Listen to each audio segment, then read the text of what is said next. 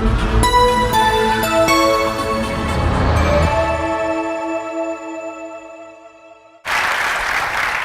thank you. It's a pleasure to be with you. I particularly enjoy conferences on the future. I think I had some influence on the last part of that title. And I'll talk to you a little bit about 2045 and what I think will happen. I think a lot of you have heard me talk about exponentials, so I'll try to clarify a few subtleties about it, but I'll share with you some recent thoughts I've had about how the brain works and how we can recreate it functionally and how we can use that to make ourselves smarter.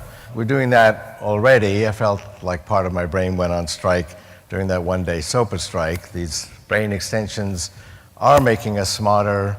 We're the only species that actually extends our reach. You know, when we couldn't reach that fruit at a higher branch, we created a tool to extend our physical reach. We've already extended our knowledge. We can access, you know, a kid in Africa with a smartphone can access all of human knowledge with a few keystrokes.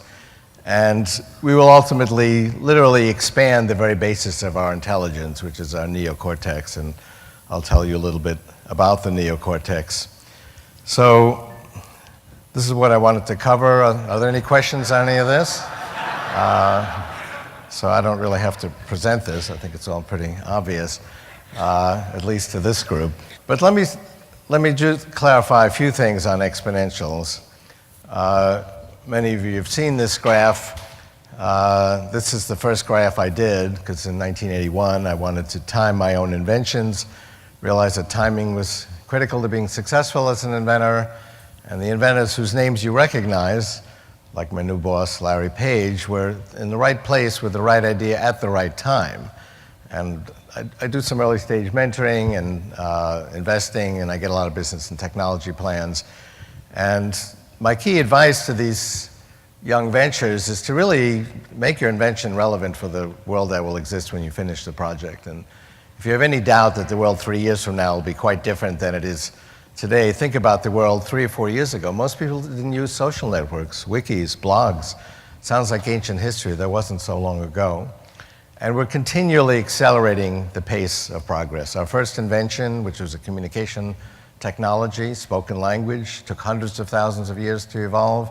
We then noticed that stories were drifting from storyteller to storyteller, so we wanted a permanent record. We invented written language. That went a lot faster, only tens of thousands of years.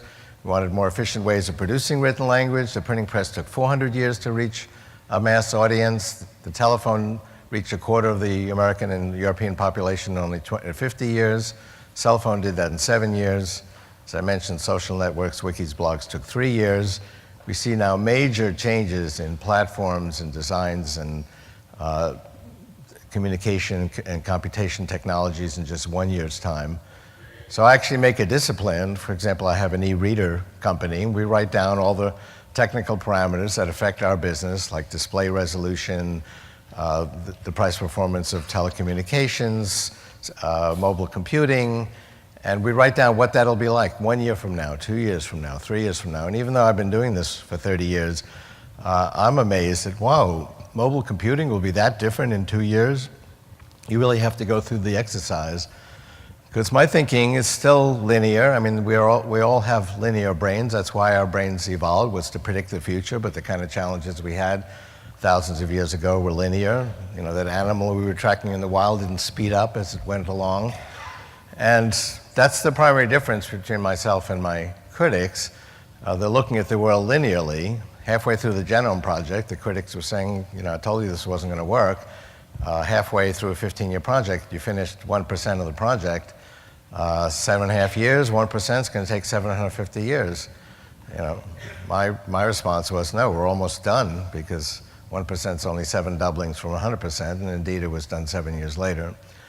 But in 1981, I began to examine this question, because I saw that the inventors who were successful were in the right place with the right idea at exactly the right time. And so I began to collect data. I didn't think I would find anything, but very surprisingly, I found that certain things are very predictable, and the predictable trajectory is exponential. And the things that this applies to are the fundamental measures of information technology. So technologies like all of health and medicine, which was not an information technology up until recently. Yes, we use computers to track the information, but basically it was hit or miss. Progressed linearly, and it was still pretty useful. Life expectancy was 37 200 years ago. But at any rate, I had this graph. This is price performance of computing, the amount of computation you can get for the same cost, calculations per second per constant dollar. And this is a logarithmic scale, so every label level is 100,000 times greater than the level below it, so we're adding powers of 10 to what we're measuring. So this represents trillions-fold increase, even by 1981. And people say, oh, it's Moore's law. And a lot of people equate Moore's law with this exponential growth, which I call the law of accelerating returns. Moore's law is just one example of many of this phenomena. Moore's law had actually only been underway for 7 years when I did this. It has to do with shrinking the size of components on an integrated circuit. It was the fifth, not the first paradigm to bring exponential growth to computing, and it won't be the last. The sixth paradigm is already underway. If you speak to people like Justin Ratner, CTO of Intel, he'll show you the sixth paradigm already working in prototype form, self-organizing three-dimensional molecular circuits, and he predicts that'll take over in the teen years, well before we run out of steam with the fifth paradigm, which is Moore's law. But look at how smooth a trajectory that is. It's really pretty remarkable. So people sometimes ask, well, gee, if it's so inexorable, why don't we stop working so hard and we can all just sit and relax and kind of let it happen? And then it wouldn't happen. So what is predictable is human passion to create that next exponential leap. And my new boss, the first boss I've ever had, actually, likes to challenge people to do 10x projects, meaning make it 10 times better, not 10% better. And it is kind of a bold company on that basis. But that is the passion we have. We don't, if something's operating at 1 million, we don't try to make it 1,000,010. We try to make it 2 million. And the other major point is that this applies to many different phenomena. All of electronics is covered. I mean, you could buy one transistor for $1 in 1968. You can buy 10 billion today, and they're better because they're faster, because they're smaller. The cost of a transistor cycle has been coming down by half every year. That's a 50% deflation rate. But we actually outpace inflation in that we consume more than double every year. There's been 18% growth in every form of information technology in constant currency, despite the fact you can get twice as much of it each year for the same cost. And economists worry about deflation.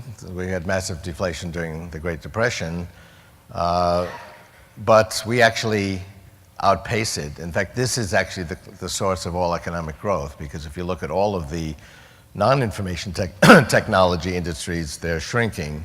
So this is bits shipped of memory. I have 50 consumption graphs like this, and we more than double our consumption each year. And the reason for that is innovation is enabled by this increasing price performance.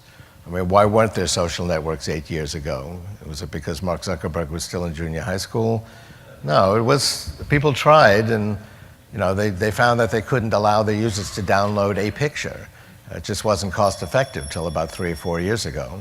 Search engines weren't effective until the late 90s. I wrote in the 80s in my first book, Age of Intelligent Machines, that the internet, which was then called the ARPANET, would grow into this World Wide Web with a massive amount of information, and we would need search engines to be able to find the information, and those would become effective because we would have the computational and communication resources needed by the late 90s. What you could not predict is that it'd be these couple of kids in a Stanford dorm with a late night dorm room challenge that would take over the world of search. They had a good idea. They had it at exactly the right time. Maybe that was accidental, but it was a bit of bravado that, well, their idea was, how do we know that a scientific paper is important? Well, Einstein's paper on special relativity has been referenced by other papers millions of times, so we can therefore say it's an important paper. So why don't we do the same with websites, and we can rank websites based on how many other websites link to it. and we can actually assess the quality of those links by how many websites link to those sites and so on. The same method we use in evaluating scientific papers. But then you would have to reverse all the links on the internet. And Larry Page said, I can do that on my notebook computer. And that seemed kind of incredible, but they did it in a very short period of time, and they created a search engine with that rank algorithm. It's called the page rank algorithm. There's some controversy as to whether it has to do with web pages or Larry Page. But it spread down the hallway, spread through the whole dorm, spread to Stanford, spread to other colleges, and I think it spread a little bit beyond that. But they were in the right place at the right time, and you couldn't predict that project, because there were probably 50 projects to develop a search engine around that time, that would be the one that prevailed. So not everything is predictable, but the fact that the cost performance to provide search engines and that the need was there, you could predict, and I did predict that in the age of intelligent machines. Time magazine ran this cover story with, they wanted a particular computer on the graph that they had covered, and it's right on the curve. And this is a curve I laid out 30 years ago, in 1981, and I've laid it out to 2045. And at which point, based on conservative estimates of the amount of computation we need to functionally simulate a human brain, we'll be able to expand the scope of our intelligence a billion-fold, and that's so unfathomable that we borrow this metaphor from physics. And the metaphor is not infinity, because actually exponentials don't reach infinity. It may seem infinite by our current perspectives, but it still stays finite. The metaphor is the event horizon around a singularity. In fact, in physics, in theory, the point in a black hole is infinite, but actually quantum mechanics doesn't allow an infinite value of mass or energy or gravity.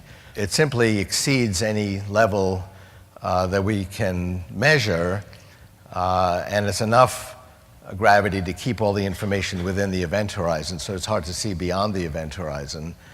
We can use our imagination to talk about what it would be like to fall in a black hole. And similarly, we borrow that metaphor, and we can use our imagination to talk about what it'll be like past the singularity, but it's hard to see beyond that event horizon. Communication technology, that's the number of bits we move around wirelessly, Morse code over AM radio a century ago, 4G networks today. It's a logarithmic graph that represents, again, trillions-fold increase, but notice how predictable a trajectory that is. Internet data traffic. I had these first few points of the internet, the number of hosts in the early 80s, called the ARPANET, and predicted this World Wide Web by the late 90s. The graph on the right is the same data on a linear scale, and that's how we actually experience it. So to the casual observer, it looked like, whoa, World Wide Web, new thing, came out of nowhere. But you could see it coming. And biology is we could talk a lot about that, and there's a lot of discussion about the future of biology here. I think a key point to understand is that there's a grand transformation, whereas biology, health, and medicine was not an information technology. Drug development was called drug discovery. We'd basically just systematically go through 10,000 compounds and try them all out and see, okay, which one lowers blood pressure, which one kills HIV. We couldn't actually design these tools. We now actually understand biology as the software it really represents. We have 23,000 little software programs inside us, and they evolved thousands of years ago when conditions were very different. So many of you have heard me talk about the FURCO project, fat insulin receptor gene knockout, where they turned off the fat insulin receptor gene in animals at the Joslin Diabetes Center. And so these animals then could eat a lot, but remain slim, because it knocked out the gene that causes calories to keep being accumulated by your fat cells. And these animals actually got the benefit of caloric restriction. They lived 20% longer, while actually not restricting their calories. You heard from Martine Rothblatt. I've worked with her. I'm on her board, and I've worked with her since that company went public over a decade ago. we take lung cells out of the body in patients. That company, United Therapeutics, is devoted to pulmonary hypertension. It's a terminal disease.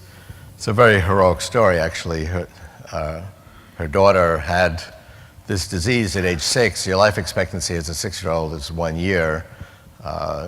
She is now a thriving 23-year-old, and United Therapeutics basically makes this therapy available.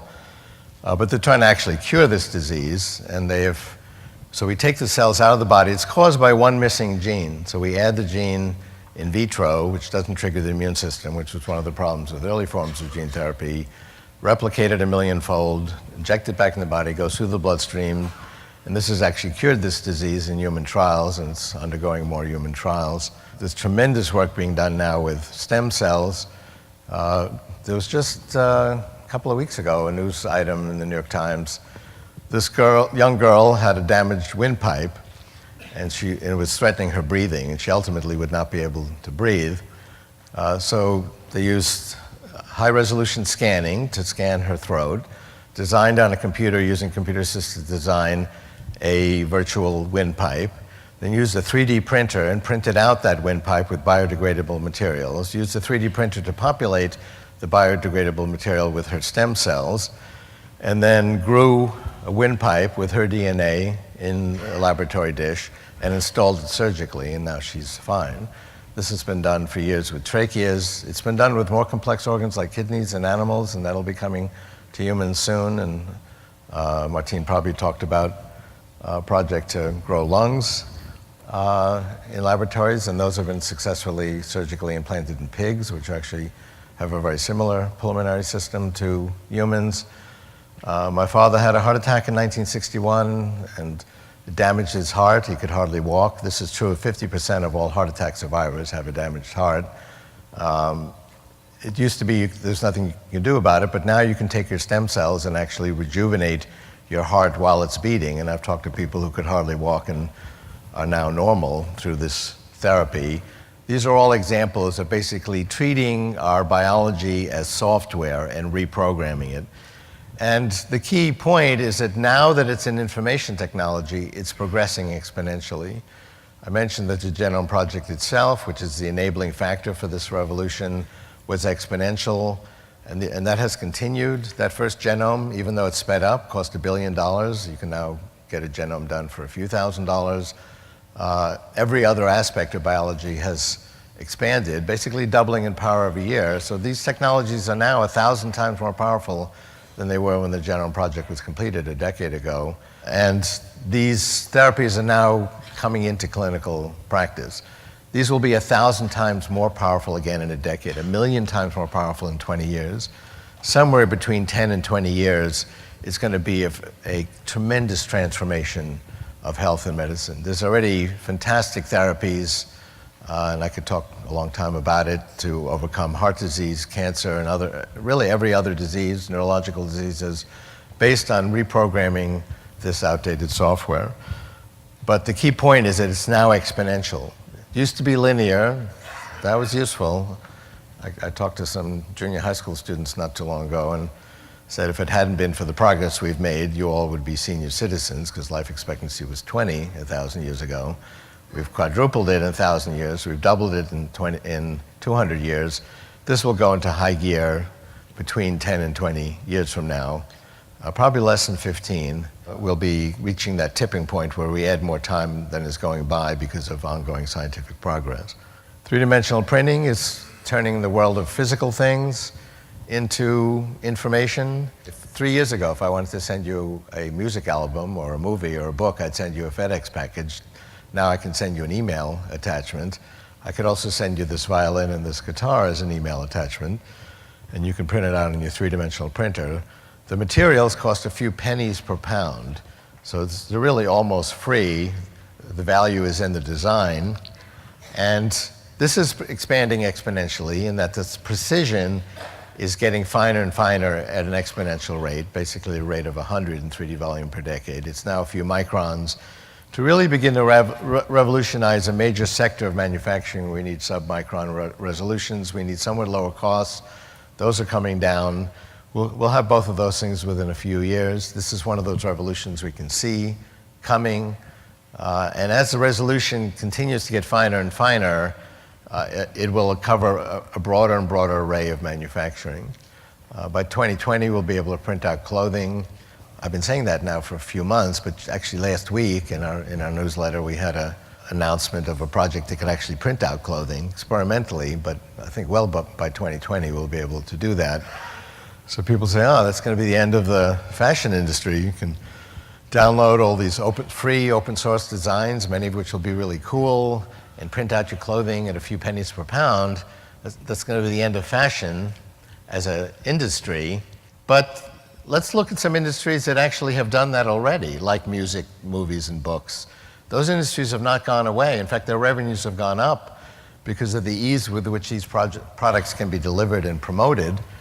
So the business models have been regularly destroyed, and there's still tremendous thrashing of business models, and it's not clear what will prevail. But if you look at the revenues of publishing music and movies, they've continued.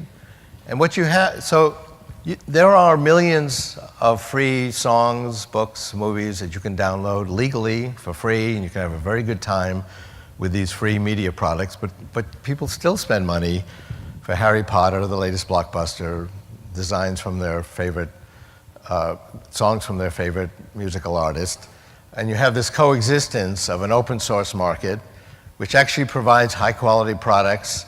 It's a great leveler and really provides it to anyone regardless of their ability. And you have this coexistence of the proprietary market. And the proprietary markets actually continue to thrive. Education, there's a major revolution coming there. You've got hundreds of thousands of kids now in Africa taking courses from MIT, Stanford, Carnegie Mellon, Oxford for free. So people say, oh, well, okay, it's interesting, but there's only a few subjects available. It's only in English, and it's only college and graduate level. But they said the same thing about ebooks 5 years ago. And that's when I started my ebook company. And ebooks were kind of a fringe thing. Yeah, maybe if you go to the beach, you don't want to carry a print book, but people really like paper books, and most material's not available, and the reading experience isn't very good.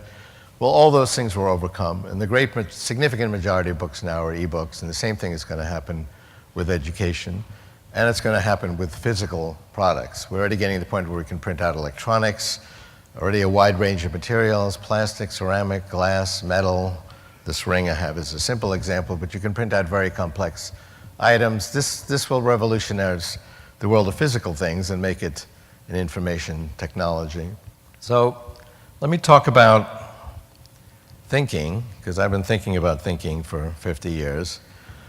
I wrote a paper actually 50 years ago when I started when I was 14 and finished when I was 15, and it described how the brain worked, and I really did it based on my observation of brains and what they could do.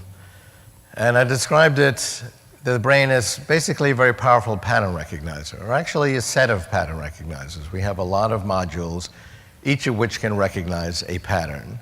And that's the strength of human intelligence. Even back then, which was 1962, 1963, computers were better than humans at doing logical thinking. But we had a great depth of pattern recognition. And I described how we did everything, including composing music, for example, as a pattern recognition exercise. And these little modules are organized in hierarchies. So we recognize simple patterns, and then those are inputs to higher level pattern recognizers, and we have an elaborate hierarchy. And we build that hierarchy with our own thinking. That's what this paper said 50 years ago. And I wrote a program based on the principles that I described to find those patterns in musical melodies and then write original music using the same patterns, but they were original songs, so I fed in Mozart and Chopin, and then it would write music.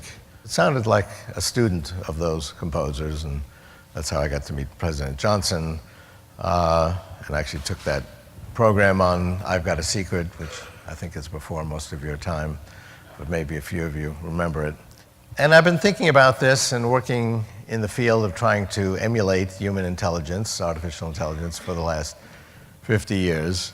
And About a year ago, it became apparent to me that we were getting the information to actually confirm these theories.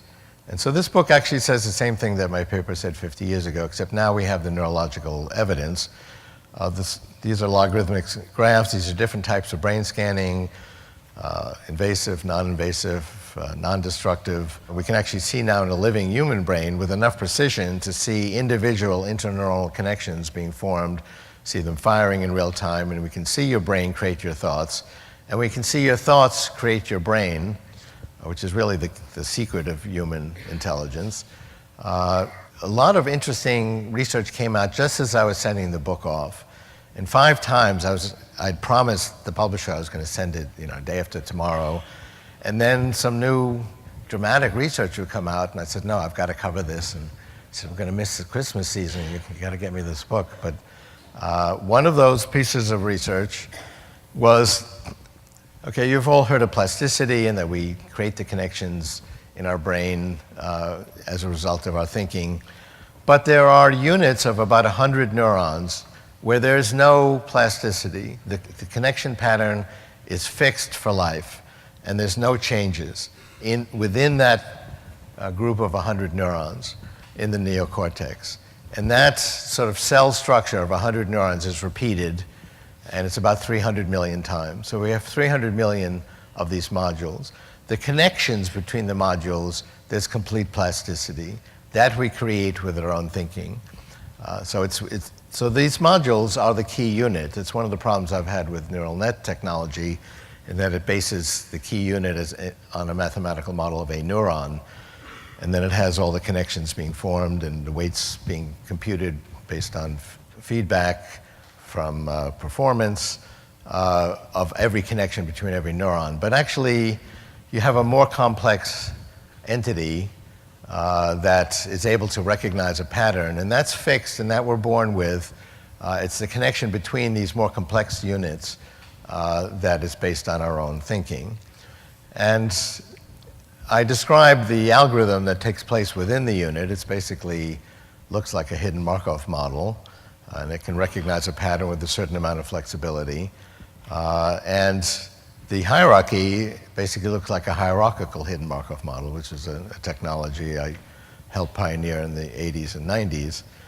And what we didn't do in the 90s was we were not able to actually build the hierarchy with the thinking of the system. We had to fix the hierarchy initially. So for example, in speech recognition with a small amount of natural language understanding, we had one level for acoustic states, one level for phonemes, one level for words, one level for simple syntactic structures, and that was fixed. What the brain does is it actually learns all this from its own experience.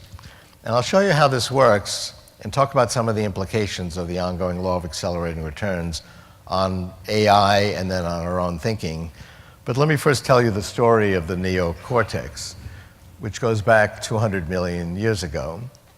A new genus evolved or appeared on the planet about 200 million years ago called mammals. And these early mammals were rodent-like creatures. And they had a new brain structure called the neocortex. Now, neocortex means new rind. And it literally was a covering around their small brains. They had walnut-sized brains. The neocortex was the size of a postage stamp. It was as thin as a postage stamp, and it covered the brain, and it was smooth. But it provided a new form of thinking that animals without a neocortex didn't have. It had this hierarchical structure, and they could change the hierarchy on the fly, and the patterns that were recognized at each level had some flexibility, so they could recognize a pattern even if it was a little different. Part of it was occluded. There was some distortions. It would still recognize the pattern. Their skills are also organized in the neocortex in this hierarchical fashion, so they'd have certain strategies for how to evade a predator, for example, or how to find food. But if that didn't work, they could experiment and try different patterns, and if one worked, they could then reinforce that inside their brains. Animals without a neocortex couldn't do any of those things. They had fixed behaviors, which did not change very easily. Now, non-mammalian animals could learn a new skill, but not in the course of one lifetime. in the course of maybe 1,000 lifetimes. Using normal biological evolution, they would evolve a new fixed behavior. And that was perfectly fine because 200 million years ago, the environment was changing very slowly. It would take thousands of years for there to be a significant environmental change. And over those thousands of years, they would evolve a new set of behaviors to cope with that new environment. And that worked fine for over 100 million years. But then something happened 65 million years ago. We call it today the Cretaceous extinction event. And there was a sudden cataclysmic change in the environment that happened in days or weeks. We think it has to do with a meteor. We see geological evidence of this all around the globe.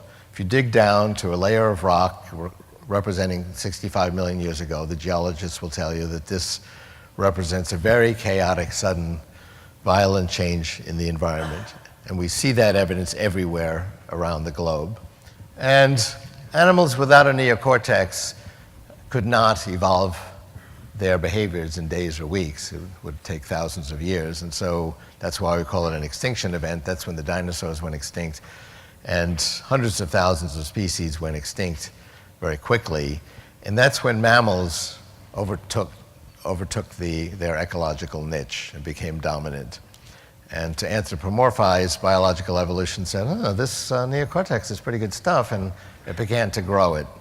And mammals got bigger, their brains grew even faster than their bodies, and the neocortex grew even faster than the brains. So if you look at that image there, you'll recognize these convolutions and fissures in a human brain. That's basically to give it more surface area. So in a primate brain, you see a little bit of it in cats and dogs. There's some beginning of these convolutions. A primate brain is very convoluted. So it's still a thin structure. If you took the human neocortex and stretched it out, it would be a flat structure, be about the size of a table napkin. It'd be about as thin as a table napkin. But because these convolutions and ridges are so profound, it's actually now 80% of the weight of the brain. And it's where we do our thinking. And we still have that old brain. That's the other 20% of the weight. It's actually more than 20%. The old brain's more than 20% of the neurons, the cerebellum, which used to be responsible for a lot of our behavior, but a lot of that's been taken over by the neocortex. Has a larger number of neurons, but they're very small neurons. But the neocortex is where we do our thinking. So we have the amygdala, which is programmed to put out a whole set of cascade of hormones and so on. If it gets a signal that there's something to be afraid of, if there's some danger, it has an ancient program of putting out different hormones to prepare us for flight or fight. But our amygdala no longer can make the decision as to what to be afraid of.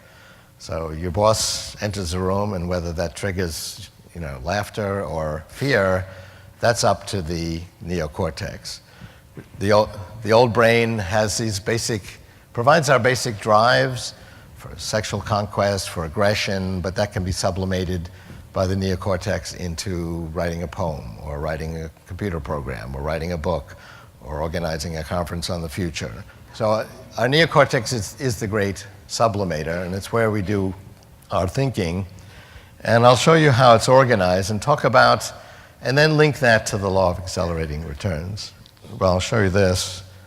One of the interesting pieces of research.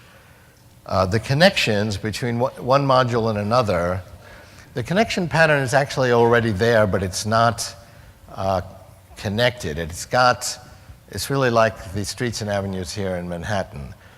There's a cross network between all of these modules. And so if the neocortex decides, okay, the output of this pattern should feed into this pattern recognizer because there's a higher level pattern, and we got to connect these two, it will find a street and an avenue that connect these, and then make a final connection between those axons. So this network, two-dimensional axon network, is already there. We actually have twice as many of them when we're born as we do as adults. So half of them actually die out because they're never used. These are basically connections in waiting. And another interesting piece of research, has to do with the complete interchangeability of the neocortex. Now, you might think that the frontal cortex, which is associated with higher level thinking like irony and beauty and love and humor, that's the structures in there and the algorithms must be much more complex than the ones that recognize the edge of the stage or the crossbar in a capital A. They're actually completely the same. The difference is where they stand in the hierarchy. And a very dramatic piece of research that came out, that was the last time I held up the book for the publisher, was what happens to V1, which is an area it's where the optic nerve spills into, and it's generally associated with the very first stage of processing of visual images, very low-level primitive features of visual images, like the edges of objects in the crossbar to capital A. What happens to it in a congenitally blind person? It's not getting any visual images. Does it just sit there? Well, maybe we're going to get visual images someday, so we better be ready. Or does it do something else? It actually gets harnessed by the frontal cortex to help it with the very high-level features in language, like humor and irony. Really at the opposite extreme of the continuum of complexity of features, showing this complete interchangeability. That V1, which has generally been associated as being a very primitive part of the neocortex, can actually do the same things that the frontal cortex does in dealing with these high-level features. And we also know in strokes that if one area gets knocked out, let's say the fusiform gyrus gets knocked out, which generally, if the flow of information operates, quote, normally, that'll recognize faces. If you suddenly have a stroke or an injury that knocks out the fusiform gyrus, then these people can't recognize faces. But they learn that again by basically relearning it in another area of the neocortex. The physical similarity of the neocortex was actually noticed when I first wrote that paper 50 years ago by a neuroscientist, Vernon Mountcastle. He examined just visually in autopsies all the different regions of the neocortex, and he saw that it all looked the same. It was the same arrangement of neurons, the same connection patterns, and he said neocortex is neocortex because it was all the same. And we can actually now see that in neuroscience research that shows there's complete interchangeability of different areas of the neocortex. Now, what happened in humans, the Cretaceous, the one significant event was the emergence of mammals and the emergence of the neocortex on Earth. The Cretaceous extinction event, which then led to the dominance of mammals and then to the very rapid evolution of mammalian brains and the growth of the neocortex. And then something else significant happened. Humanoids came along, and we have this big forehead. If you look at other primates, they have a slanted brow. They don't have this big forehead. They don't have the frontal cortex. And that's basically a greater quantity of neocortex. As I mentioned, it's not qualitatively different. But other animals have enough neocortex that basically provide for problem solving, for the basic challenges of being that animal. We now had an extra amount where we could basically cope with our biological needs, but we now had an additional quantity. And that additional quantity was the primary enabling factor for us to develop language and art and science and technology and conferences. And no other species has done that. We don't know of conferences on the future held by any other species. Or by an evolutionary process of tool making. Yes, we notice that chimpanzees can sharpen a stick and use that as a tool to forage for food. But it's not advanced enough for them to create the next generation of tools using those tools. We had basically went beyond that threshold where we could create this whole evolutionary process of tool making. And we could create language, and then we could create structures with language, and we built one layer of knowledge upon another. Only humans do that. Only humans have art and science and technology. And basically this additional quantity of neocortex was the enabling factor for that. So how it works is we have 300 million of these little pattern recognizers, and they're organized in hierarchies. So to give you a very simple example, by the way, there's a lot of redundancy. So we have more than one module that recognizes important patterns, like the crossbar to a capital A. We actually start out with a very large number, and we prune it back in order to free up more neocortex to learn new things. But I've got probably hundreds of little modules that recognize a crossbar to a capital A, and that's all it cares about. You know, a beautiful song could play, a pretty girl could walk by, it doesn't care. But it sees a crossbar to a capital A, it gets very excited. And it says crossbar, and it sends out a high probability on its output axon, and that goes up to a higher level of abstractness, and that next module could recognize a capital A because it's getting other topological features from other recognizers, and it may go capital A, and it goes up to a higher level that might say, oh, the printed word apple. If that recognizer, let's say, is getting a signal for A, P, P, L, but not E, it'll say, well, you know, it's a good chance we're going to see an E, because I've seen every other part of this pattern, and it sends a signal down to all the E recognizers is saying, I think an E is on the way, be on the outlook for it. Those E recognizers will change their threshold, and they may see some smeared thing that could be an E. Ordinarily, it wouldn't say it's an E, but it says, yeah, good enough, and it sends up an E signal. And because it was expected, so information goes up and down the hierarchy in this way. And it can go sideways by going up and then down another branch. And this is how information flows in the neocortex. And each of these modules is about 100 neurons, and it's the connections between the modules, as I mentioned, that we create with our own thinking. And we can create one conceptual level at a time. So I've been watching this in my 20-month-old grandson. He's been successfully laying down one level after another. Children have a lot of virgin neocortex. It's not being used. That's why they can learn a language so easily.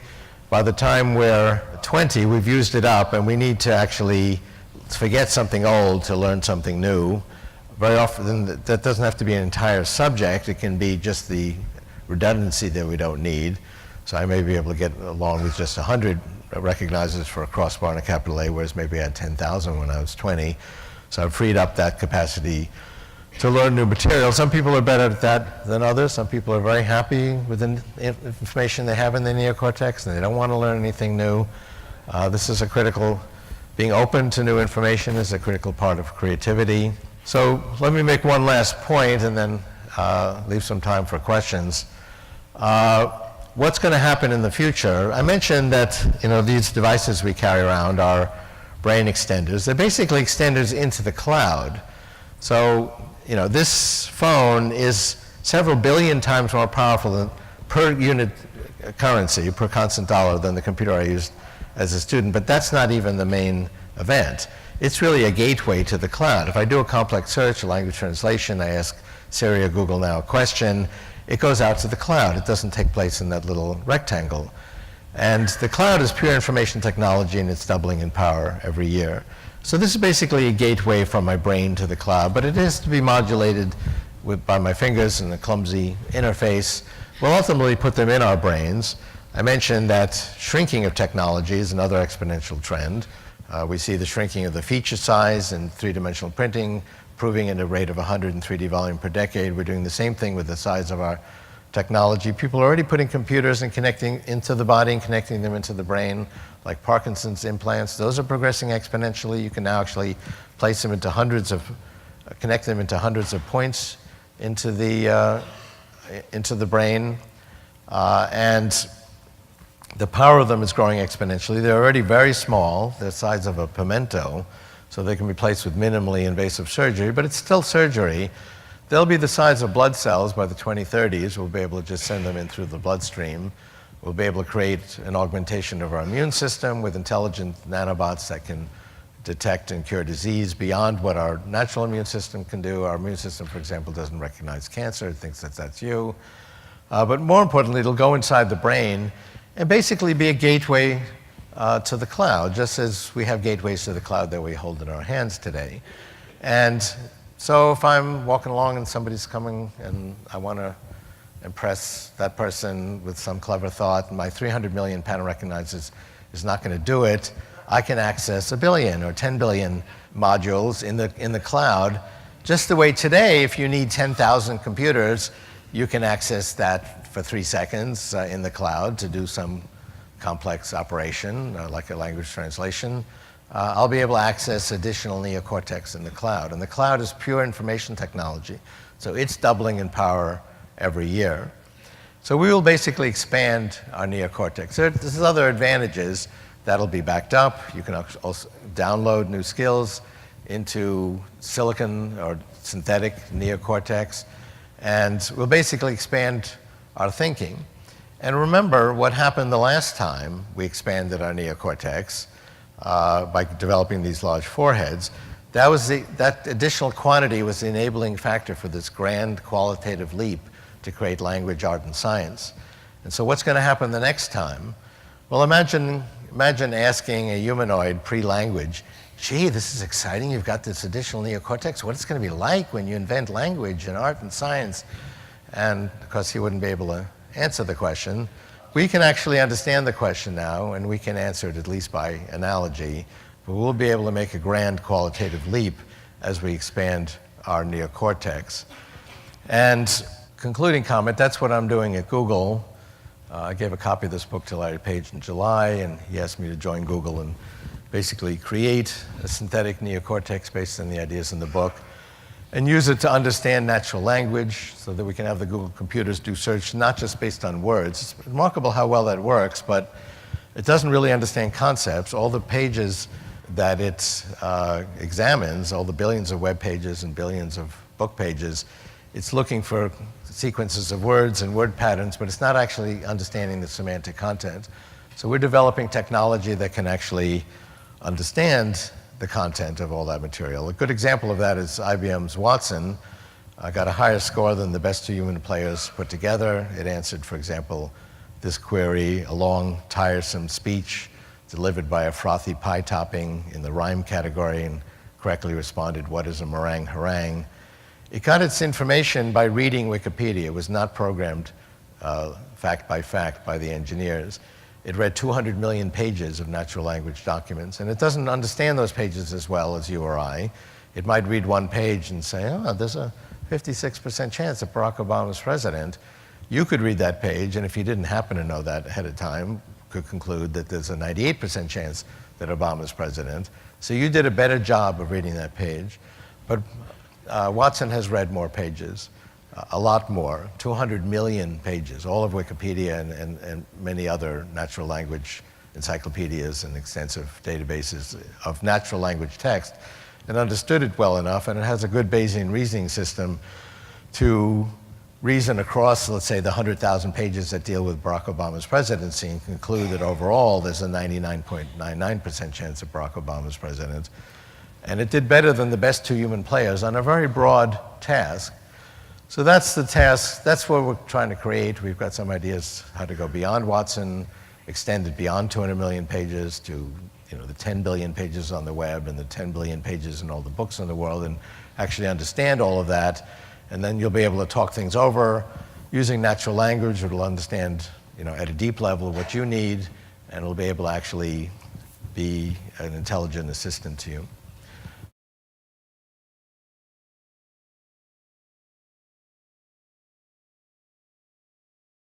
It was the fifth, not the first paradigm to bring exponential growth to computing, and it won't be the last. The sixth paradigm is already underway. If you speak to people like Justin Ratner, CTO of Intel, he'll show you the sixth paradigm already working in prototype form, self-organizing three-dimensional molecular circuits, and he predicts that'll take over in the teen years, well before we run out of steam with the fifth paradigm, which is Moore's law. But look at how smooth a trajectory that is. It's really pretty remarkable. So people sometimes ask, well, gee, if it's so inexorable, why don't we stop working so hard and we can all just sit and relax and kind of let it happen? And then it wouldn't happen. So what is predictable is human passion to create that next exponential leap. And my new boss, the first boss I've ever had, actually, likes to challenge people to do 10x projects, meaning make it 10 times better, not 10% better. And it is kind of a bold company on that basis. But that is the passion we have. We don't, if something's operating at 1 million, we don't try to make it 1,000,010. We try to make it 2 million. And the other major point is that this applies to many different phenomena. All of electronics is covered. I mean, you could buy one transistor for $1 and 1968, you can buy 10 billion today, and they're better. It took 3 years. We see now major changes in platforms and designs and communication and computation technologies in just 1 year's time. So I actually make a discipline. For example, I have an e-reader company. We write down all the technical parameters that affect our business, like display resolution, the price performance of telecommunications, mobile computing, and we write down what that'll be like 1 year from now, 2 years from now, 3 years from now. And even though I've been doing this for 30 years, I'm amazed that, wow, mobile computing will be that different in 2 years? You really have to go through the exercise. Because my thinking is still linear. I mean, we all have linear brains. That's why our brains evolved, was to predict the future, but the kind of challenges we had thousands of years ago were linear. You know, that animal we were tracking in the wild didn't speed up as it went along. And that's the primary difference between myself and my critics. They're looking at the world linearly. Halfway through the Genome Project, the critics were saying, you know, I told you this wasn't going to work. Halfway through a 15-year project, you finished 1% of the project. 7.5 years, 1% is going to take 750 years. You know, my response was, no, we're almost done, because 1% is only 7 doublings from 100%, and indeed it was done 7 years later. But in 1981, I began to examine this question, because I saw that the inventors who were successful, at least to this group. But let me just clarify a few things on exponentials. Many of you have seen this graph. This is the first graph I did, because in 1981 I wanted to time my own inventions, realized that timing was critical to being successful as an inventor, and the inventors whose names you recognize, like my new boss, Larry Page, were in the right place with the right idea at the right time. And I do some early stage mentoring and investing, and I get a lot of business and technology plans. And my key advice to these young ventures is to really make your invention relevant for the world that will exist when you finish the project. And if you have any doubt that the world 3 years from now will be quite different than it is today, think about the world 3 or 4 years ago. Most people didn't use social networks, wikis, blogs. Sounds like ancient history. That wasn't so long ago. And we're continually accelerating the pace of progress. Our first invention, which was a communication technology, spoken language, took hundreds of thousands of years to evolve. We then noticed that stories were drifting from storyteller to storyteller, so we wanted a permanent record. We invented written language. That went a lot faster, only tens of thousands of years. We wanted more efficient ways of producing written language. The printing press took 400 years to reach a mass audience. The telephone reached a quarter of the American and European population in only 50 years. Cell phone did that in 7 years. As I mentioned, social networks, wikis, blogs.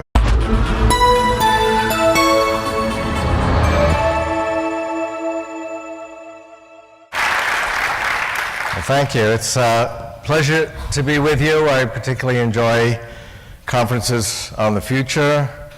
I think I had some influence on the last part of that title. And I'll talk to you a little bit about 2045 and what I think will happen. I think a lot of you have heard me talk about exponentials, so I'll try to clarify a few subtleties about it, but I'll share with you some recent thoughts I've had about how the brain works and how we can recreate it functionally and how we can use that to make ourselves smarter. We're doing that already. I felt like part of my brain went on strike during that one-day SOPA strike. These brain extensions are making us smarter.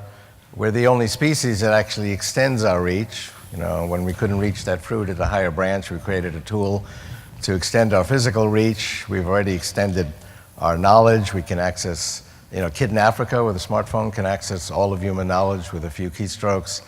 And we will ultimately literally expand the very basis of our intelligence, which is our neocortex. And I'll tell you a little bit about the neocortex.